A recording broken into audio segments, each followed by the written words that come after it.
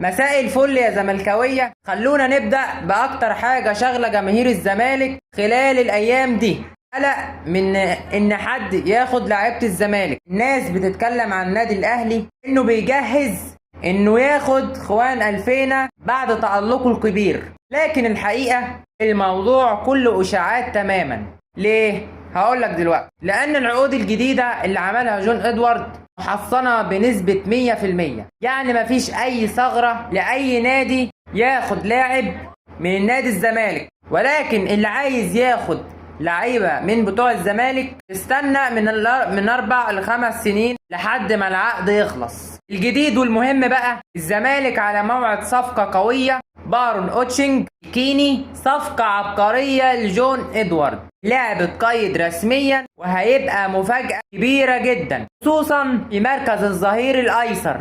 نيجي لمباراة فاركو بقى. الماتش انتقل لاستاد السلام رغم اعتراض بعض من الجماهير الزمالك اللي كانت عايزة الاستاد يفضل انه يكون في الاسماعيلية، ولكن ملعب السلام مش مفضل خالص للزمالك. لكن اللي حصل حصل، والمباراة ان شاء الله يوم الثلاث. متنساش اللايك والاشتراك وتفعيل زر الجرس عشان يوصلك كل جديد، والسلام عليكم ورحمة الله وبركاته.